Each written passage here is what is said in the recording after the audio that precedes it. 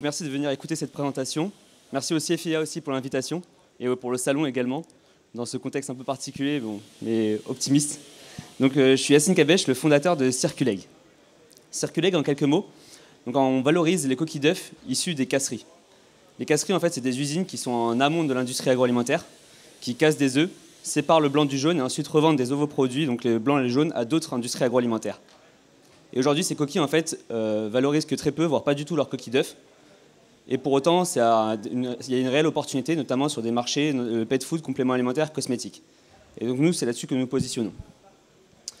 Donc après, fort de l'apprentissage que peut apporter, que la poursuite d'un projet peut amener dans le cadre de l'économie circulaire, je vous propose ensemble de découvrir quels sont en fait l'économie circulaire, c'est une stratégie qui est gagnante, et quels sont les éléments à garder en tête, notamment lorsqu'on lance un projet dans l'économie circulaire.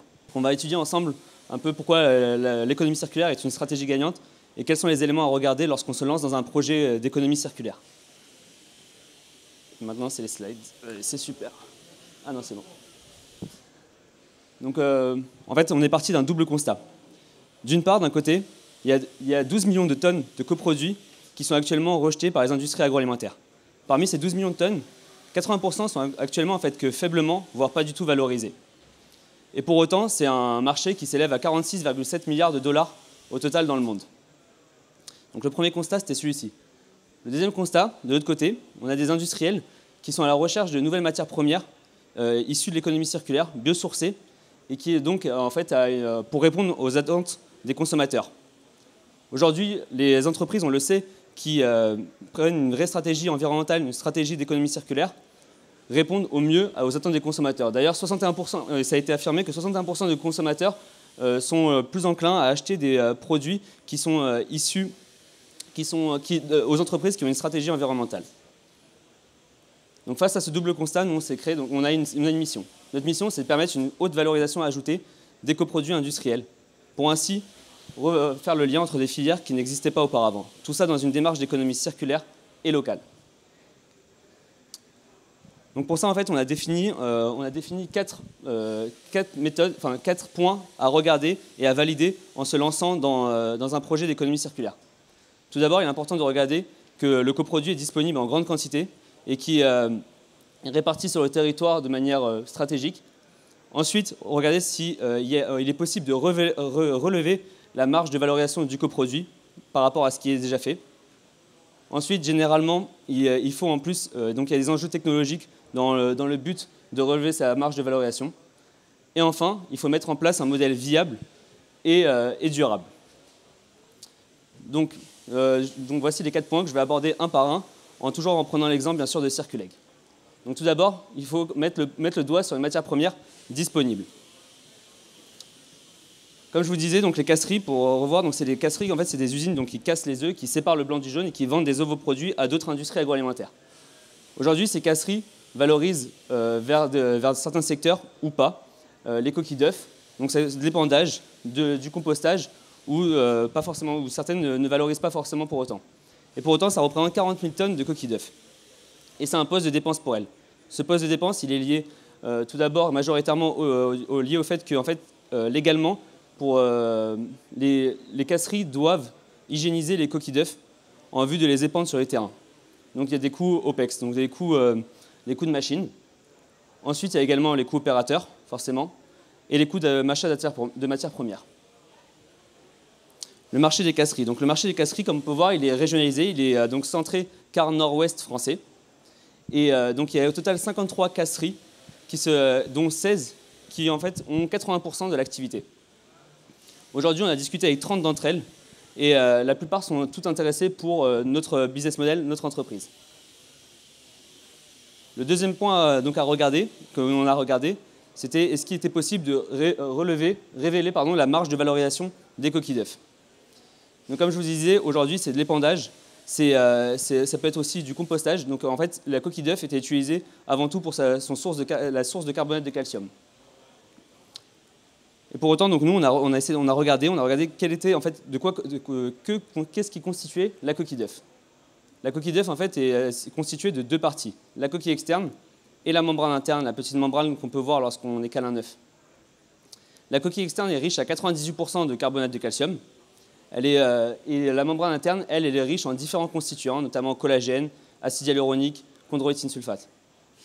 Donc, face à ce constat, on a donc regardé qu'est-ce qu'on pouvait faire avec ces deux produits. Donc, tout d'abord, la coquille externe, comme je vous disais, riche à 98% de carbonate de calcium. En fait, on la propose en alternative au carbonate de calcium qui provient aujourd'hui majoritairement des carrières de calcaire. Donc, elle a déjà un meilleur impact environnemental et de meilleures propriétés donc, nutritionnelles prouvées via des études scientifiques, notamment la meilleure biodisponibilité. Donc, en fait, c'est la quantité de carbonate de calcium qui rentre dans le sang une fois mangé. Le taux de métaux lourds, un taux de métaux lourds plus faible. Donc aujourd'hui, on l'adresse au marché du pet food et l'alimentation des animaux d'élevage. On a 15 entreprises qui sont demandeuses aujourd'hui de ce produit. On pourra l'adresser à terme à d'autres secteurs, notamment le secteur du food et le secteur du bâtiment. Le deuxième produit, c'est la membrane interne, qui est notre produit innovant et à haute valeur ajoutée.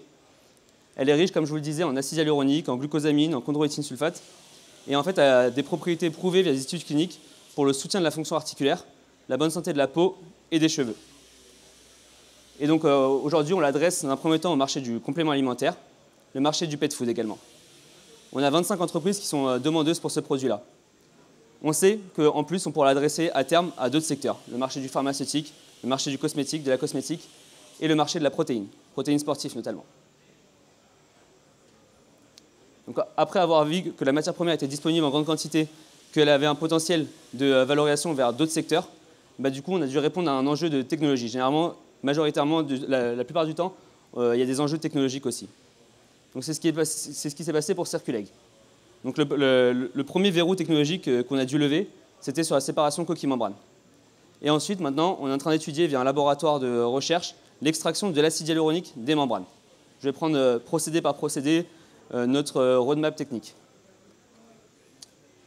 Concernant le développement technique donc de la coquille externe, la séparation coquille-membrane. Donc tout d'abord, on a fait donc, ce qu'on appelle la phase prototypage.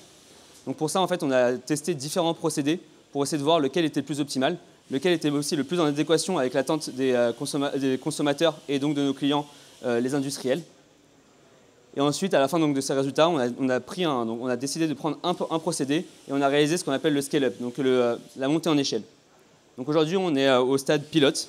L'objectif de cette étape, c'est déjà de caractériser nos produits en vue de la revente de nos produits, l'optimiser notre procédé, dimensionner le pilote et surtout pré-commercialiser notre coquille et notre membrane en vue de notre arrivée directement ensuite au sein de l'usine on-site, au sein même des casseries. Je reviendrai sur le modèle. Et, ça aussi, et surtout, ça nous a permis de déposer notre brevet en début 2021.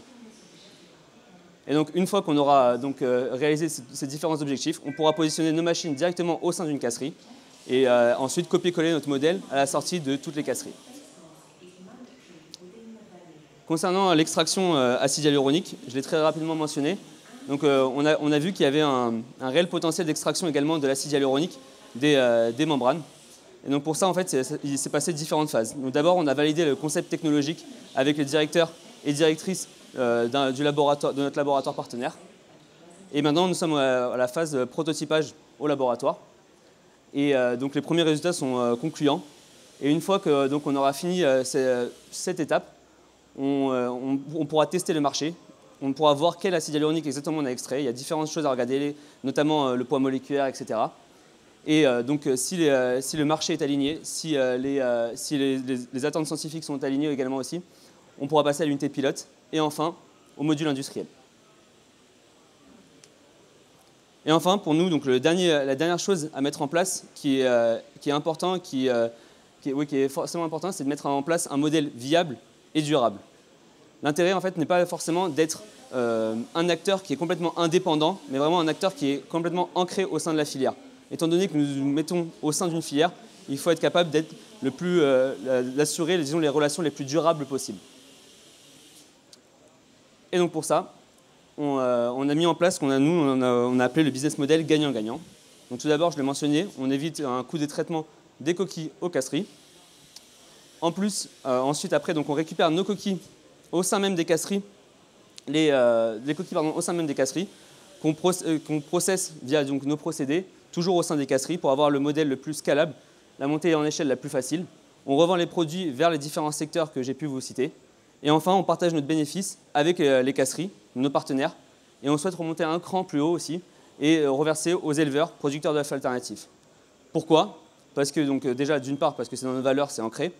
Et en plus, c'est également parce que c'est stratégique, c'est-à-dire que c'est le produit qui nous apporte le plus de valeur ajoutée également dans la revente de nos produits. Merci à tous.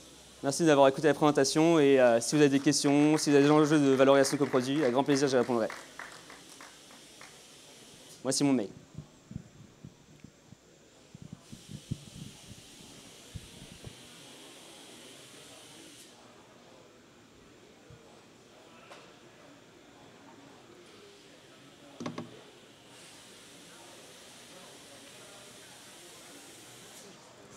Oui. Vous me tenez, pardon. En quoi la crise sanitaire a impacté positivement ou négativement votre activité? Effectivement, donc, il y a eu du positif et du négatif. Concernant le négatif, forcément, comme tout industriel, en tout cas tout projet qui se lance, on a eu du retard sur la partie R&D, donc recherche et développement de notre procédé, mais par contre, ça a eu du positif. Donc positif également parce que on a pris plus le temps de comprendre les attentes des consommateurs, enfin de nos clients plutôt, et donc des consommateurs. Et surtout, on a vu ce switch de mentalité qui, encore plus maintenant, les consommateurs sont en attente de produits avec un réel impact environnemental, et sociétal. Et donc ça a clairement boosté notre business.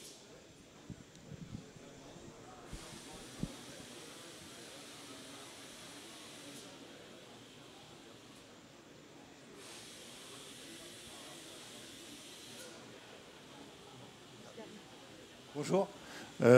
Comment vous êtes financé jusqu'à présent et comment vous comptez vous financer à l'avenir? J'ai vu que vous avez pas mal de projets d'investissement. Effectivement. Donc jusqu'à maintenant, on a eu plusieurs subventions qui nous ont été accordées à peu près à hauteur de 250-300 000 euros via, en fait, c'est des subventions étatiques et via aussi d'autres leviers, donc prêts, etc., qu'on pourrait avoir avec les subventions.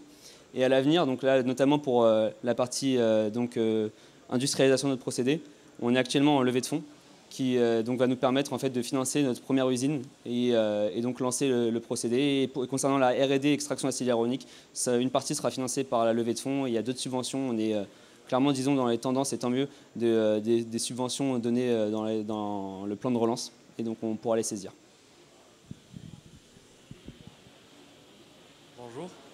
Bonjour. J'avais une question.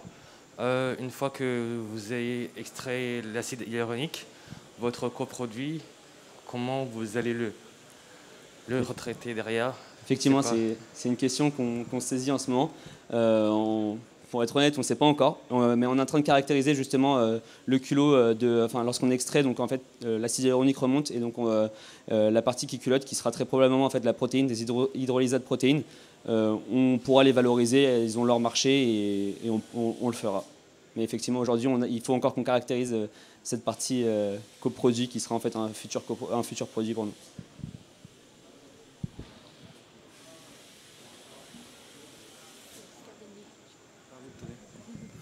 Oui, bonjour, Christian Leroy.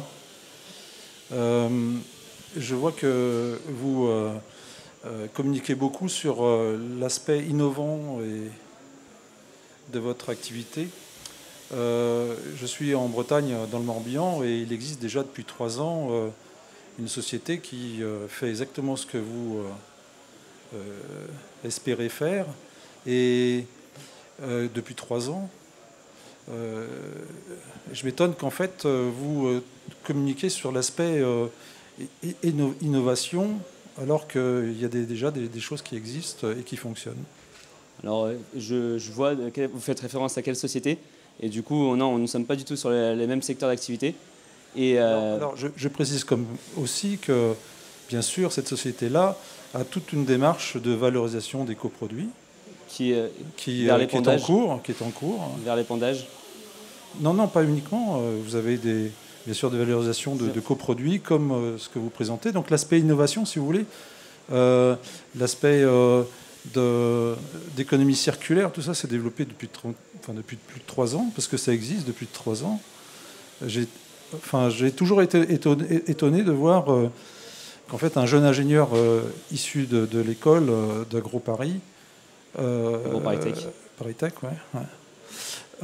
puisse prendre quelque chose qui n'est pas forcément très innovant, quoi. Alors dans les faits, donc, pour revenir sur la partie concurrence qui pour nous ne l'est pas, donc, on les connaît très bien, les personnes qui valorisent. Aujourd'hui, leur secteur de valorisation, c'est l'épandage pour la coquille externe. Et sur la membrane interne, ils ne sont pas positionnés forcément.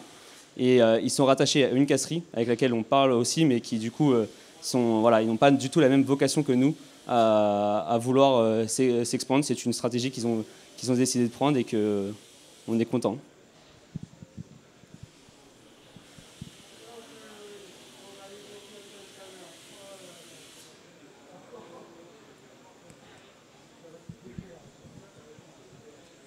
Avec plaisir d'en parler juste après. Merci beaucoup. Merci.